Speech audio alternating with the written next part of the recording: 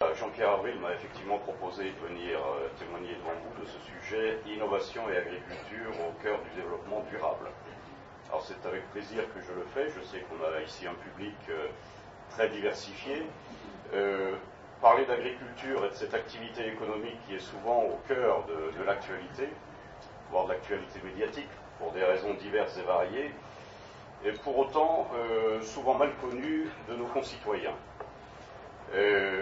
Pour autant, cette activité se trouve aujourd'hui au cœur de nombreux enjeux nationaux, internationaux, mondiaux. Et je voudrais simplement souligner, vous montrer que son développement, qui a été important, notamment en France, c'est toujours conjugué avec innovation. Alors je vous en parle avec intérêt et passion parce que c'est mon métier en tant qu'agronome. Et ma vie professionnelle aujourd'hui à l'échelon national, au sein des organisations agricoles nationales, m'a amené à accompagner de nombreux responsables professionnels agricoles nationaux de ce secteur d'activité, dont les parcours personnels illustrent, je crois, la richesse humaine de ce secteur d'activité. Et c'est tout l'intérêt de travailler dans le secteur agricole, je dois vous le dire, puisque ces hommes, et je vais vous en donner une illustration très concrète, et tout à fait d'actualité, vous aurez peut-être appris que le président national des chambres d'agriculture, mon président, Luc Guyot, producteur de lait en Vendée, a été élu il y a 15 jours président du Conseil mondial de la FAO à Rome. C'est un poste qui était occupé jusque-là uniquement par des diplomates, et je trouve tout à fait symbolique qu'un paysan accède aujourd'hui à cette haute responsabilité. Alors dans un premier temps, je crois qu'il est utile de retourner un petit peu vers le passé, non pas par nostalgie, mais pour montrer le chemin parcouru par l'agriculture française, et avec elle en Europe de l'Ouest. On ne parlera pas de l'Europe de l'Est, parce que l'échec agricole, je crois, des pays de l'Est de l'Europe est d'ailleurs un des facteurs de l'effondrement du système. Et quand on visite aujourd'hui les grandes plaines de terre noire de Roumanie, et que l'on voit le degré quasi nul de production, faute d'infrastructures, de professionnels du métier, voilà, on se dit que les hommes, quel que soit le terrain et la qualité du milieu, sont déterminants pour une réussite économique. Donc je ferai un retour sur voilà, ces années, les 50 dernières années de l'agriculture, pour parler bien sûr des enjeux futurs et des changements radicaux qui attendent cette activité professionnelle. Alors dans la deuxième moitié du XXe siècle, chacun le sait, l'agriculture française a connu un développement spectaculaire, tout à fait important, qui a été la conjugaison de nombreux facteurs qui ont concouru à cette réussite. D'abord, bien sûr, la mise en œuvre d'une politique agricole commune qui a été vraiment le levier déterminant de la modernisation de l'agriculture et qui a assigné à cette activité économique un objectif clair, simple et net. C'était l'autosuffisance alimentaire de l'Europe. On sortait après-guerre, il faut quand même s'en souvenir, de l'époque du rationnement des tickets alimentaires. C'est finalement pas si vieux que ça en Europe de l'Ouest. Également des dispositifs juridiques nouveaux qui ont conduit à une organisation professionnelle très structurée. Ce sont les lois d'orientation des années 60. Et puis un progrès technique qui a été considérable dans tous les domaines touchant de façon directe ou indirecte l'agriculture, les sélections animales, végétales, la protection des cultures, la mécanisation. Bref, le progrès technique a irrigué l'ensemble du développement économique de l'agriculture.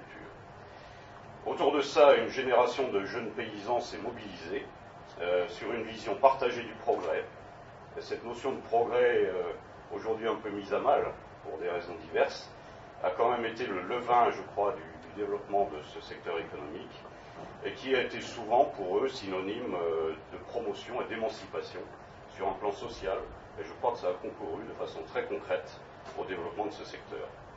Alors, autour de la production, bien sûr, nous avons connu une organisation forte, structurante, de l'enseignement agricole, avec son aspect spécifique, de la recherche agronomique, de l'organisation des secteurs amont-aval.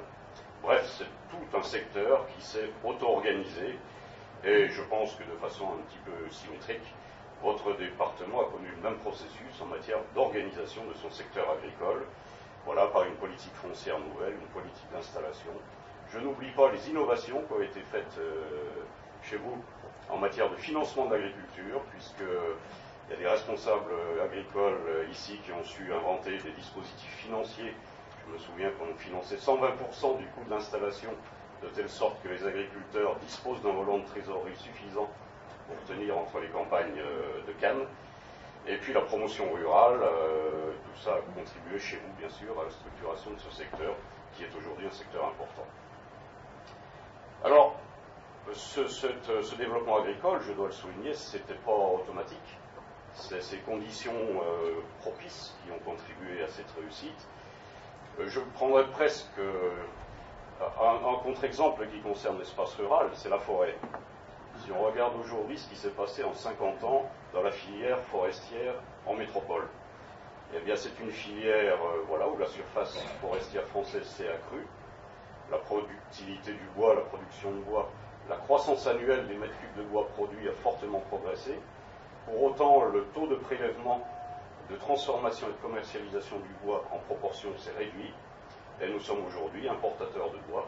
Et le président de la République a prononcé un discours il y a 2 mois ou 3 mois à Urmat, en Alsace, pour fixer une nouvelle frontière à cette filière bois, qui est très en retard au regard du secteur agricole. Voilà, comme quoi, un milieu comparable dans un environnement donné, je crois que l'histoire des deux filières est très différenciée. Alors, comme je viens de le souligner, cette évolution s'est appuyée bien sûr sur l'innovation technique, mais au-delà de ça, c'est tout ce terreau propice qui a été favorable, et notamment des innovations en matière juridique, de droit, de constitution, d'organisation et d'organisation de la profession. Certaines filières d'ailleurs ont connu une organisation assez spectaculaire, les filières végétales, le porc, le lait, les productions animales, et vous en avez également l'illustration ici, notamment à travers le développement de la coopération. Alors, si on résume et si on ramasse tout ça en quelques idées simples, premier point, une finalité, un objectif clair, produire plus. Et tout le monde s'est accroché derrière cet enjeu. Des dispositifs de diffusion du progrès, au sens où je l'ai défini tout à l'heure, un progrès, une diffusion de masse, je dirais. C'était une époque où on avait du monde en milieu rural, une paysannerie nombreuse, et on était dans une logique de diffusion de masse à travers ce qu'on appelait la vulgarisation agricole et l'approche collective, et en tout état de cause, une forme de diffusion du progrès et de la technique auprès, on parlait tout à l'heure, Jean-Pierre Avril, de très petites entreprises. On est au stade extrême ici en matière agricole, en matière de petites entreprises, mais une diffusion du progrès par un dispositif de recherche, développement, formation qui s'est organisé autour de la recherche fondamentale, des organismes de recherche appliquée qui permettaient à travers les filières, des instituts techniques, de faire des progrès très spectaculaires sur le plan technique, filière par filière, et puis ce qu'on a appelé le développement agricole. C'est pas recherche-développement au sens industriel, mais c'est le passage du relais au producteur final par le conseil direct donné aux agriculteurs, qui a été assuré au départ par les services de l'État, et puis ensuite les chambres d'agriculture y ont contribué.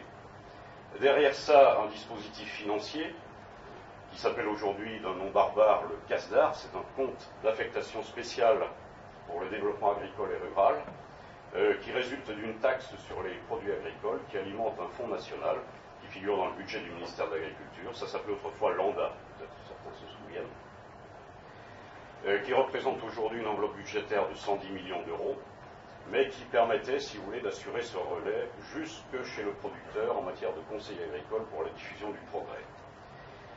Alors, c'était un processus un peu descendant, qui se trouve aujourd'hui, je crois, un petit peu remis en cause, mais qui permettait, par la recherche fondamentale, la recherche appliquée, le conseil aux agriculteurs, d'avoir cette diffusion large du progrès sur l'ensemble des exploitations agricoles. Alors, une organisation collective, sans doute un peu trop auto-centrée autour de la technique, et on verra qu'aujourd'hui les enjeux ont fortement changé, tournée vers la production et sans doute trop insuffisamment vers les marchés, et c'est un des enjeux des années à venir. Alors ce modèle, il a atteint ses limites, on en connaît un certain nombre bien sûr, d'abord par les atteintes au milieu naturel que la production agricole a pu engendrer, dans un certain nombre de productions de régions. Les Bretons entendent parler des algues vertes plus souvent qu'à leur tour, On a parlé de la chlordécone aux Antilles. Enfin bref, il y a un certain nombre d'atteintes au milieu naturel qui ne sont aujourd'hui plus acceptées et plus acceptables dans notre société. Certains contestent le coût de cette politique agricole commune, qui est la première vraie politique complètement intégrée au niveau européen. Et puis, bien évidemment, ces évolutions ont conduit à une dérégulation des marchés, à une extrême volatilité des prix, qui met à mal quand même de très nombreuses petites exploitations agricoles en ce moment. Il ne faut pas oublier que l'activité agricole nécessite un montant élevé de capitaux, avec une rentabilité assez faible. Et il est clair que ces entreprises, très petites entreprises, sont extrêmement sensibles à la volatilité des prix trop bas comme on en a connu en 2009. On va annoncer lundi prochain les comptes de l'agriculture pour l'année 2009 avec des baisses énormes des revenus agricoles sur l'année 2009, sont assez profondément destructeurs sur les petites exploitations agricoles. Et chacun sait que quand une exploitation agricole disparaît, ce n'est pas à tous les coups qu'il en reste une par ailleurs. Alors du coup, ce bilan et ce décor planté, je me rends compte.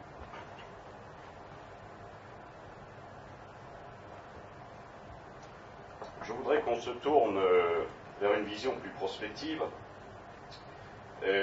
Voilà, l'avenir. Alors, je crois que Jean-Pierre Avril faisait référence tout à l'heure, vous avez dû en parler ici, des études prospectives qui ont été faites en matière d'alimentation mondiale. Et en particulier, il y a une étude prospective, c'est peut-être à ça que tu faisais allusion, qui a été conduite par le CIRAD et l'INRA. C'est l'étude Agrimonde sur la vision à moyen terme, donc si vous la connaissez, je ne vais pas trop m'y attarder. Mais qui montre que l'agriculture est au cœur des grands enjeux futurs à l'échelle de la planète, autour du changement climatique, de l'équilibre alimentaire et de la santé publique, et puis du développement durable et de la protection de l'environnement. Alors sur l'équilibre alimentaire, voilà, nourrir 9 milliards d'habitants sur la planète en 2050, c'est l'hypothèse centrale de cette étude. On l'a dit, c'est possible sous certaines conditions et en modifiant les pratiques agricoles. On a établi une norme indicative d'alimentation, les 3000 kilocalories par jour et par personne, dont 500 issus des productions animales ou de la pêche. Voilà, des hypothèses de régime alimentaire.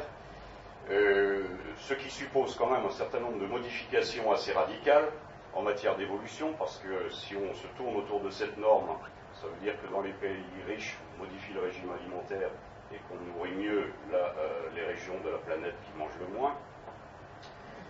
Ça suppose également que l'on évite les pertes, parce que c'est une des conclusions intéressantes de cette étude, c'est que la première façon d'assurer l'équilibre alimentaire mondial, c'est d'éviter les pertes. Les pertes à la production, et faute de stockage, d'infrastructures, il y a des pertes considérables dans de nombreux pays sur la planète.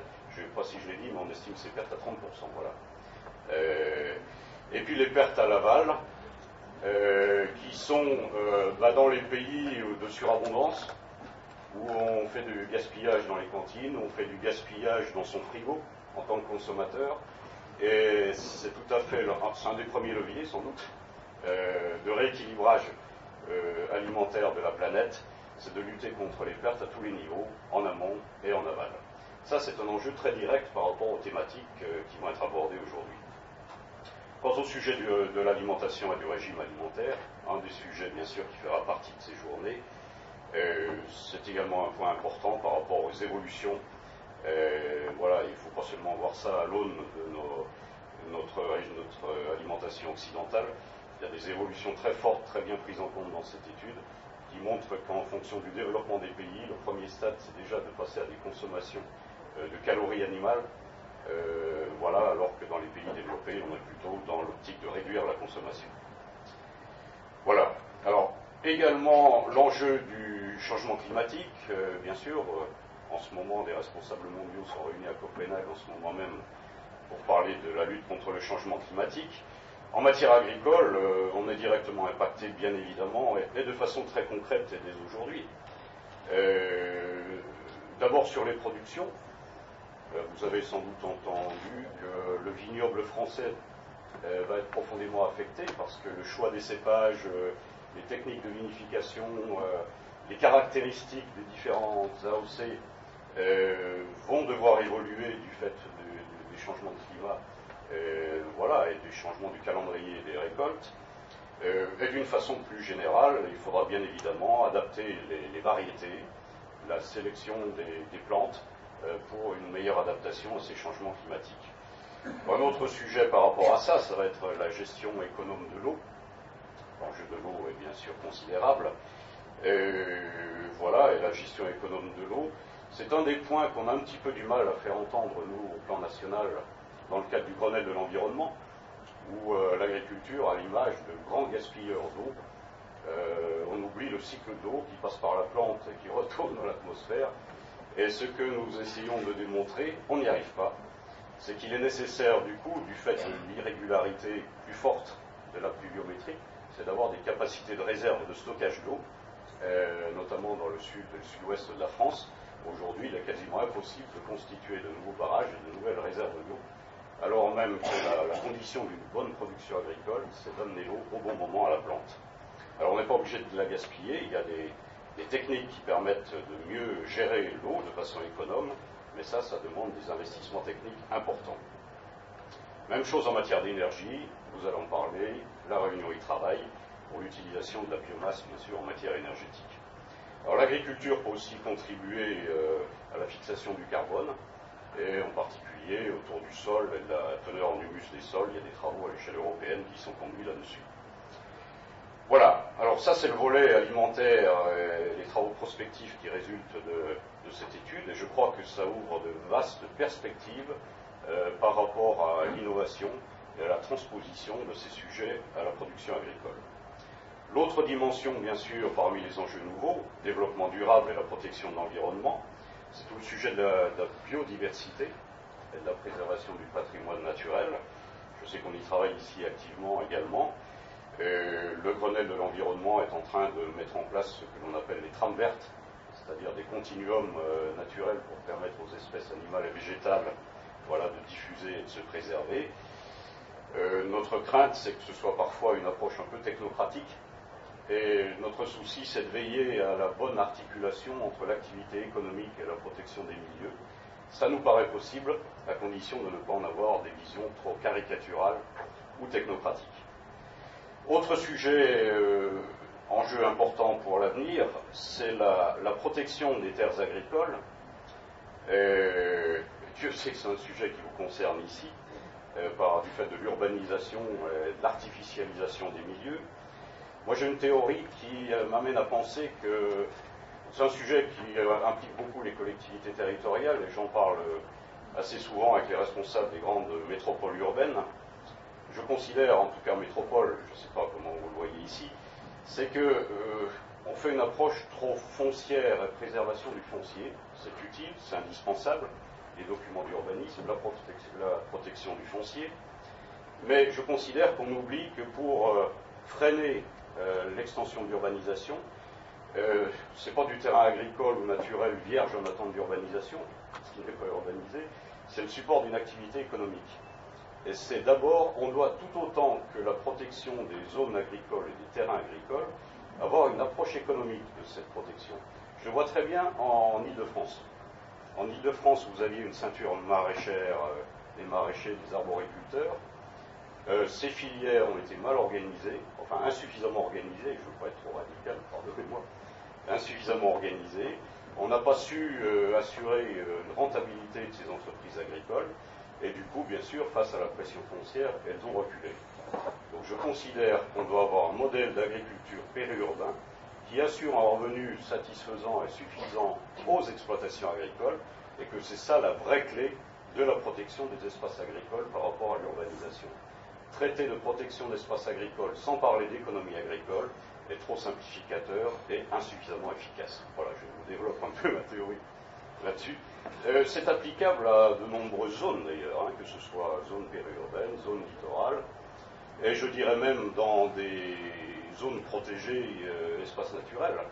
On discute avec la Fédération nationale des parcs naturels régionaux, où, bien sûr, si on a une vision complètement protectrice, conservatrice de la protection du milieu naturel, sans considérer que les agriculteurs en place doivent avoir une activité économique et gagner voilà, leur vie avec le fruit de leur travail, on n'assurera pas la même protection du milieu. Voilà, je suis allé jusqu'au bout de ce développement qui me tient à cœur, mais sur cette question foncière que je connais bien, je crois qu'il y a des enjeux considérables. Voilà.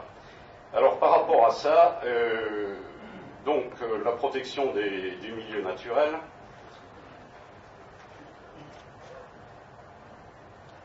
on aura évidemment, je n'y reviens pas à la question des énergies renouvelables et de la biomasse, on verra aussi que l'agriculture aura à traiter des questions de recyclage des déchets. On est très concerné par la question du traitement des boues des stations d'épuration à l'échelon national. C'est un sujet complexe parce que les agriculteurs sont en même temps méfiants pour ne pas avoir la garantie que ce qu'on épand sur leur champ ne viendra pas de façon durable apporter à terme d'autres types de problèmes. Voilà, et tout ce qui concerne bien sûr l'utilisation non alimentaire des produits agricoles. Alors les conditions de cette adaptation de l'agriculture, c'est bien évidemment l'équilibre économique, comme je viens de le dire, de la filière. Et je crois que le secteur agricole, c'est un de ses enjeux pour l'avenir, devra être tourné beaucoup plus vers son aval. On a été sans doute trop jusque-là dans une logique de production, productiviste, diront certains, sans avoir, c'est un peu un des revers de la politique agricole commune, qui a assuré pendant de nombreuses années un débouché quasi automatique aux produits agricoles, alors même que nous devons désormais, bien sûr, être beaucoup plus attentifs à l'aval, à l'organisation économique de l'aval, aux attentes des consommateurs, et que l'on parle de circuits longs ou de circuits courts, de répondre très précisément par des cahiers des charges appropriés et par la contractualisation à l'adaptation de la production. Il est impératif également pour nous de décloisonner par rapport à la période antérieure en nous ouvrant, bien sûr, sur tous les sujets qui concernent ces enjeux que je vous ai décrits. L'agriculture est largement méconnue, mais à l'inverse, le monde agricole doit s'ouvrir encore plus fortement sur tous les univers de la recherche, bien sûr, et des autres secteurs économiques, et ouvrir un dialogue, bien sûr, avec l'ensemble des partenaires concernés. Autre point important, c'est l'organisation professionnelle elle-même. Et nous avons des enjeux maintenant au cœur d'ailleurs de nos travaux à l'échelon national. Le ministre de l'Agriculture va présenter en Conseil des ministres prochainement une loi de modernisation de l'agriculture qui va notamment se pencher sur la question de l'organisation des filières, des interprofessions, de l'équilibre des uns et des autres au sein des interprofessions. C'est un point important pour amener de nouvelles formes de régulation. On n'aura plus les régulations automatiques de la PAC, mais une régulation qui résultera par accord entre les différents maillons des filières pour assurer cette nouvelle forme de régulation. L'innovation technologique également, bien sûr. Je crois que, au-delà de la vision un peu passéiste, utopique, qu'ont parfois nos concitoyens de la production agricole, la réponse à ces enjeux passe par plus d'innovation, plus de technologie et plus de recherche concernant les pratiques de notre secteur. Et on redécouvre avec satisfaction que l'agronomie et les pratiques agronomiques reviennent sur le devant de la scène pour avoir des pratiques agricoles durables. Alors du coup, par rapport à cette situation du monde agricole que je vous ai décrite par le passé, il faut réinventer ce nouveau terreau dont on parlait tout à l'heure pour ce développement durable de l'agriculture. Et je crois que le thème même de votre journée est tout à fait en écho à ce que je viens de vous décrire. Et je crois que Calitropique est bien placé pour y répondre. Merci.